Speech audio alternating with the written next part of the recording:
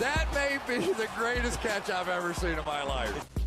Okay, let's go through. Let's talk about some of these running backs that sadly have lost a decent amount of fantasy value. Sadly, I know that a lot of people are going through and moving them down their rankings, and I'm going to be talking about what I think our expectations should be going forward. Now, not every running back on this list I am panicking on. Now, a couple of these guys, yes, I truly am. But a lot of these other players, I know that we're going to get a ton of questions about in the live streams, a ton of questions saying, what can I reasonably expect from this player going forward? Can I put him in my starting lineup? And I want to talk about what you can actually come to expect over the next few weeks. But you know what we have to do? We have to go give away some Fantasy Flock Network hats for everybody supporting the channel. The winners for this video are going to be MJ and Gabe. Of course, every time, go down there, drop that like, leave a comment, subscribe to the channel, get entered and win a free Fantasy Flock Network hat. And of course, you're going to see some player props on the screen in this video. Those player props, no, you can't click on them in the video and go bet an over-under. You actually have to go to a different page, which you can find the link in the live chat. You can find that in the comment section. You can find that in the description of the video. And that link will take you to Underdog Fantasy. And on Underdog Fantasy, if you want to bet any of those player props, you can. They're not available in Washington State, Nevada, Louisiana, Hawaii, and like Montana or Wyoming, some small state like that. They're available damn near every single state. If you're in Texas, if you're in Florida, my two states, no, you can't go through and do sports betting, but you can make player prop bets on Underdog Fantasy. And when you use promo code FLOCK, they'll match your first deposit dollar for dollar up to $100. Please take advantage of that. And that should be it. Let's go through and let's talk about some of these running backs. And let's talk about a running back that has not played in quite a while. And this was someone that we had on our sell high list after his week 9 performance where he drops 20 fantasy points. Then he goes through, gets injured, and we haven't seen him since then. Alvin Kamara. Now with Alvin Kamara, no, of course we did not say to sell him high because we are expecting an injury. If I came out and tried to say that that's why we had that call, that's why it worked out. No, of course, I got lucky in that call. Of course, that's not why that Alvin Kamara's sell high was realistically the best thing you could do back at that time. Why you wanted to be selling Alvin Kamara high, and as we discussed at that time, the Jameis Winston injury leading to Taysom Hill being the starting quarterback for the New Orleans Saints. Now it's going to be really hard to go through and talk about a realistic stance that you can have with Taysom Hill and Alvin Kamara together in the context of looking at Taysom Hill affecting Kamara this season because we haven't seen it yet. But what we have seen is Taysom Hill and how he affected Alvin Kamara last season in 2020, which we've already talked about in depth. I'll go through and we can talk about it one more time because it is important. They are valid numbers that you kind of have to be worried about here. Let's go through, let's pull up Taysom Hill with his 2020 statistics, and let's see how he impacted Alvin Kamara. And let me give just a quick recap on my stance on Alvin Kamara and Mark Ingram both in this backfield together. And that while, yes, it sucks that Alvin Kamara is not getting every single touch here, it's not the end of the world. It honestly doesn't matter that much because as we've discussed time and time again, Alvin Kamara is not the running back that is seeing Ezekiel Elliott prime level workloads. He's not seeing the Derrick Henry level workload. He's not Christian McCaffrey, but you don't need him to be. You know that he can be an elite player in fantasy just based on the fact that he's going out there and what is he getting? What do we talk about all the time? You don't need every touch in your backfield. You need all the valuable touches in your backfield. You need the targets out of the backfield in a PPR format, and you need the usage in the red zone. Those are going to lead to the high leverage, high value touches that are going to actually walk away with fantasy points. This is why you go and draft Kamara. This is why you draft Aaron Jones. This is why you draft DeAndre Swift. This is why we are on DeAndre Swift more than anybody else this offseason is because that research that we did in the offseason. Now to go through and look at how Taysom Hill's presence affects the high value touches for Alvin Kamara in 2020. Taysom Hill comes out. He starts in weeks 11, 12, 13, and 14. And Alvin Kamara, you know that he is a running back that throughout his entire NFL career, he has gotten up to about 7 targets a game out of the backfield, and he has had a decently high touchdown rate at the same time because they will look to use him in the red zone. Now, in that 7-game stretch, Alvin Kamara, he did not average his usual 7 targets a game. And I know, Thomas, can you please throw these numbers up on the screen real quick? But yeah, let's go through. Let's look at the targets per game that he had before Taysom Hill was the starting quarterback here. I mean, you had 8, 9, 14, 4, 10, 8, 13, 6, 8. And you can probably see the stretch of games that Taysom Hill takes over as the starting quarterback. 1, 2, 3, and 10 targets. Goes from averaging about 7 to 8 targets a game down to 4. Cutting his usage in the receiving game down in half. And at the same time with Taysom Hill, I mean, the reason that you like him himself for fantasy is because of his rushing value, because the rushing touchdown upside that he does have in this offense. I mean, going through, looking at those games that Taysom Hill started, he averaged 1 rushing touchdown a game. If you're all of a sudden cutting the usage from Alvin Kamara in half in the receiving department, and also he's going to be losing out on a decent amount of those rushing touchdowns at the goal line, you really need to be worried about Alvin Kamara in New Orleans. Now, like we said, whenever we said to sell him high so many weeks ago, no, you're not selling him for a running back 2 price tag because you don't have to sell him for a running back 2 price tag. You know what? We don't even need to talk about that right now. 99% of people are past their trade deadlines. I know a lot of people in the live stream still asking us trade questions, but I'd imagine people in these videos, I mean, right now are past their deadline. But what we can also do to go through and look at the fall off that Taysom Hill is going to be impacting with the running backs in New Orleans, most importantly Alvin Kamara, is we can actually use Mark Ingram as a perfect example. The reason that we're using Mark Ingram is we just saw him this past week. You saw what Taysom Hill did to Ingram in this offense, where, I mean, let's go through and let's remember, Mark Ingram, he had 2 weeks starting in New Orleans with Trevor Siemian and no Alvin Kamara. And those 2 weeks, Mark Ingram walks away with 20 fantasy points and 17 fantasy points. And a big way he does that is by coming out and not only getting his 14 carries, 16 carries, but also 7 and 8 targets out of the backfield. Mark Ingram went and he was averaging that 7, 8 targets a game that you've historically seen from Alvin Kamara in New Orleans. Now, when you remove that pocket passing option and you throw in a quarterback that's going to average over 100 rushing yards, that level of involvement in the receiving game, it gets cut in half. He goes down to having 2 targets, 1 reception, and -2 rushing yards. It's not like Mark Ingram was a drastically different running back in that game. It's that he was playing with a drastically different style of quarterback. We know, based on historical research, those pocket passing quarterback options, they are going to be checking the ball down to the running back out of the backfield at a higher rate. I mean, it makes sense. If the pocket collapses, they can't really go out there and scramble. You can't have Trevor Siemian. You can't have Jameis Winston. You can't have Drew Brees coming out and just scrambling for the first down. But when you're going and looking at someone like Taysom Hill, who has over 100 rushing yards this past week, that's what he's going to be looking to do. If he's looking deep downfield, if he's looking, not deep downfield, but if he's looking for Deontay Harris, he's looking for Traquan Smith, they're not there. Hell, instead of going through in last resort, just looking to check the ball down out of the backfield, he can tuck it and run. So please be worried about Kamara, as we've said for quite a while now. And now our next running back that, I mean, we had on this list last week, he's making a comeback. Ezekiel Elliott. He's right back on this list. I mean, with Zeke, it sucks. We were saying that you kind of wanted him to miss this past week. You wanted him to just rest on Thursday against the New Orleans Saints. That way, I mean, if you had Tony Pollard, you'd be able to confidently start Tony Pollard and expect that he would give you top 5 running back production. And if you had Ezekiel Elliott, you were going to have to play him based on the report saying that he was going to see a full workload, even though we were saying that was not true, even though we were saying it would be very surprising to see Ezekiel Elliott go out there and actually get that full-on workload. Now, Zeke, this past week, he actually gets 13 carries, 45 rushing yards. The issue is he doesn't save his day with getting 6 receptions as he's done previously, so it really does hurt you in the starting lineup this week in particular if you were going through and playing Ezekiel Elliott. Now, let's go through and let's talk about some realistic expectations that you can have with Zeke going forward. And one thing that I do want to say, and of course, it's so hard to go through and just lay out some numbers and say, okay, this is exactly what's happening. This is the truth behind it. Because the running back position is by far and away the most dependent on the situation rather than anything. We've talked about this at depth, but when you're drafting wide receivers, I mean, you can't necessarily have a head coach say, okay, you know what? Bryan Edwards, we love him. Let's go through. Let's get Bryan Edwards 8 targets a game.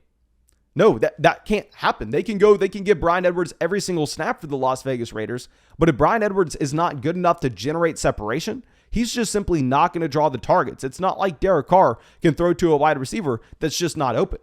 But at the running back position, it is very much dependent on the opportunity you're presented with. Now, the majority of the time, the coach will give the ball to the better running back in that backfield. So yes, you can make the argument that talent does win out, but still, you need the coach to put you in the game and to call that run play for you. It's not necessarily your talent that gets you open behind the line of scrimmage to hand that ball off to.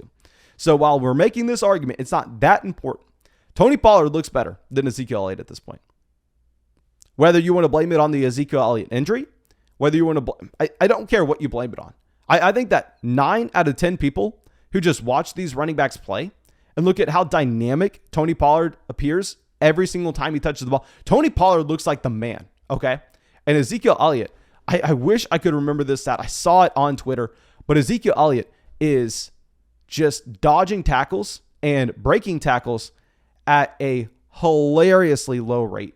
I mean, just going through and seeing what we've had since the bye week. And now keep in mind, yards per carry is a very bad statistic to go through and measure running back success with and running back talent levels with. Because with yards per carry, as we've discussed, it is so dependent on offensive line, just offensive context in general. And yes, some running back talent. Of course, you can't tell me that it doesn't have some running back talent going into this statistic, even if there are a lot of other variables impacting it.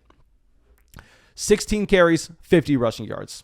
10 carries, 50 rushing yards. 14 carries, 41 rushing yards. 9 carries, 32 rushing yards. 9 carries, 25 rushing yards. 13 carries, 45 rushing yards. This is not good for Zeke. This is the worst stretch of games that he's pretty much played in his entire career with Dak Prescott under center. Hopefully, we get him a little bit healthier this next week against Washington. What's tough is he has 2 matchups against Washington over the next 3 weeks, and that Washington run defense is pretty damn good. I don't know if this gets much better for Ezekiel Elliott anytime soon. Like going through and looking at where we had to move Ezekiel Elliott down to in our rest of season rankings, like I really think we have to move him behind players like Antonio Gibson. Because like if you're looking at Ezekiel Elliott versus Antonio Gibson, you have Antonio Gibson getting every single touch out of that backfield with the J.D. McKissick injury. And with Antonio Gibson, he looks good while doing so. With Ezekiel Elliott, he's just simply not getting the workload. And that's all you need to know. I mean, with Zeke, if he's going to come out, only get 12, 13 carries, that's not going to get the job done in Dallas, even if it's a very good offense. Now, our next running back we will talk about is someone that, I mean, y'all know what were the running backs we identified with the best playoff schedules and playoff league-winning running backs. Guys on that list, you had players like Elijah Mitchell, Javonte Williams, but you also had James Robinson. James Robinson, we did throw on there. The schedule for the Jacksonville Jaguars was fantastic. I mean, you're looking at that playoff schedule. You have the Texans and the Jets the first 2 weeks of the playoffs. Now, yes, you have a very tough matchup against the Patriots, but still, the Texans and the Jets, possibly the best 2 matchups that you could look for. Now, if you watched our running back ranking video, you will see that we had James Robinson at the very bottom of our top 24 running backs. Which, of course, if you were projecting him his usual workload, I mean, it wouldn't be that big of a deal. He would still be a high-end running back too. The issue is with James Robinson, very similar to Ezekiel Elliott. It's hard to know exactly what's happening. It's hard to know if we can go through, if we can blame this on the multitude of injuries that he has. It's hard to know if we can blame this on the heel or the knee. I don't know. It's hard to know if we can blame this on the fumble at the beginning of the game, and maybe that's why they decided to take him out and, I mean, pretty much have Carlos Hyde running as the primary feature down running back for half the game here. But with James Robinson, you know, very similar to what we were talking about in a second with Saquon Barkley, these running backs that are playing in some of the worst offenses in the NFL. James Robinson's the perfect example to talk about this because this was the Jacksonville Jaguars in 2020. In 2020, James Robinson was on the worst team in the NFL. They got the first overall pick. They got Trevor Lawrence for a reason. And in that context, it didn't really matter from a fantasy football standpoint. James Robinson has over 1,000 rushing yards. He has almost 350 receiving yards. He has 50 receptions. I mean, he has 240 carries. Like with that type of workload, if you were just playing 90% of the snaps in your backfield, you can overcome a bad offense and you can still be effective in fantasy, but you need that workload. You need 90% of the snaps. Like Ezekiel Elliott, I'd be a lot more excited about going forward than James Robinson, because the issue with James Robinson is all of a sudden, if he is limited with these injuries and Carlos Hyde is coming in and Carlos Hyde's going to be seeing usage in this offense, there's not enough to go around. You can make the argument in Dallas that this offense is going to be so productive, they're going to be putting up so many points, they'll have so many first downs, that Ezekiel Elliott, even if he's only getting 60%, 75% of the touches in that backfield, he can still be a running back one in fantasy. If James Robinson, on the other hand, is only getting 60, 75% of the touches in this backfield, and the other touches are going to Carlos Hyde, you probably need to go through and panic. You probably have to go through and move James Robinson down your rankings significantly. Now, I actually have James Robinson ranked as our running back 20 in our rest of season rankings. I moved him behind guys like Josh Jacobs. I moved him behind someone like David Montgomery, because to compare him to David Montgomery is the perfect example of another running back that is on one of the worst offenses in the NFL. I think David Montgomery, James Robinson are very comparable talents, but the difference between the two is David Montgomery is going out there. He is seeing that workload. I mean, Keel Herbert, yes, he's playing snaps, but Herbert's not getting touches. David Montgomery's getting 85% of the touches in that backfield, so he's able to overcome a poor offense. And with James Robinson, hopefully we get some clarity later on this week. Hopefully we get Urban Meyer coming out and talking about the injuries and talking about the future workload that we may have. I still think you have to have James Robinson as a top 24 running back based on the playoff schedule alone, but it is definitely a concerning spot to be in. And now let's go to a running back that it sucks to bring this up. We had him on a buy low list week after week after week with Saquon Barkley, thinking that he would be that running back coming out, seeing the workload that David Montgomery had this past week. I mean, literally in my mind, I imagined that Saquon Barkley, this would be a usual stat line for him to come back, was the David Montgomery stat line a week ago. I mean, 21 carries, about 90 rushing yards. Maybe he doesn't even get there because, I mean, obviously 90 rushing yards is an aggressive mark to have for any given running back. And in a very bad offense, you're not expecting the efficiency there with the carries for the touches with someone like Saquon Barkley. So you'd expect to scale that back just a little bit, but in the range of 17, 18, 19 carries, and at the same time, expecting him to get to 9 targets, 8 receptions, 51 receiving yards out of the backfield, and just be that prototypical workhorse running back that, I hate to continue to bring this up, we need to make it into a shirt or something, just says 80+% of the touches. 80+% of the, like, that's what we are looking for with these bad offenses. We thought that Saquon Barkley had the prototype where he could overcome this bad offense by being a James Robinson level player from 2020, but a better pass catcher while doing so. Yet if you're looking at Saquon Barkley this past week, you don't get that. With Saquon Barkley this past week, yes, he is in one of the worst offenses in the NFL, which, as we've discussed, you can go through and you can overcome. Now, the issue is you can't overcome it when you're getting this workload for Devontae Booker. I mean, Saquon Barkley this week, yes, he does get his 9 targets out of the backfield, which is fine, but keep in mind, you have no Kadarius Toney, no Sterling Shepard, no Kenny Golladay in this game. Who else were they going to throw the ball to? I mean, defenses can easily just key in on Saquon Barkley. So in this case, 9 targets simply wasn't enough. And 11 carries definitely not going to be enough. Yes, he was efficient with those carries. Yes, he saw 5 yards per carry, which is very weird considering the offensive context that he was in. But Devontae Booker coming out, getting 6 carries here, also 4 receptions for a total of 9.5 fantasy. You can't have that. You can't have Devontae Booker coming out and just kind of ruining things here for Saquon Barkley. Now, you have to play Barkley this week. Now, yes, this is going to be a very bad New York Giants offense. Let me go through and see if they have the implied team totals out for this week just yet. Now, we do not know who the quarterback will be. And it sucks to say that. We do not know who the quarterback will be for the New York Giants, which of course will have a pretty large impact on what we are going to be looking at. Now, the implied team totals are not out, but as of now, I'd imagine that Vegas has the New York Giants as one of the lowest scoring offenses this week, so that should make you a little bit worried. But the thing is, I mean, you know they're going up against the Los Angeles Chargers, and with the Chargers, yes, they just put up a decent game against Joe Mixon in the Cincinnati Bengals, but still, from a season-long standpoint, this has been a very bad run defense. They are a run funnel. I'd imagine that Saquon Barkley, is heavily leaned on in this game.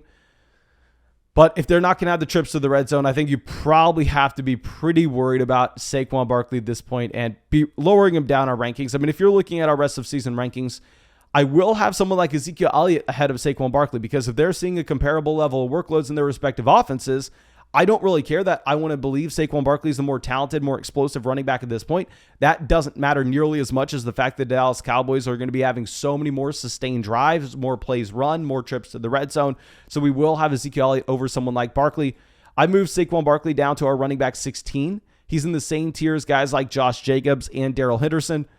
Honestly, if we do not get a decent performance against the Chargers here, he could easily be falling to like the running back 21, 22 range, which would be just really, really bad.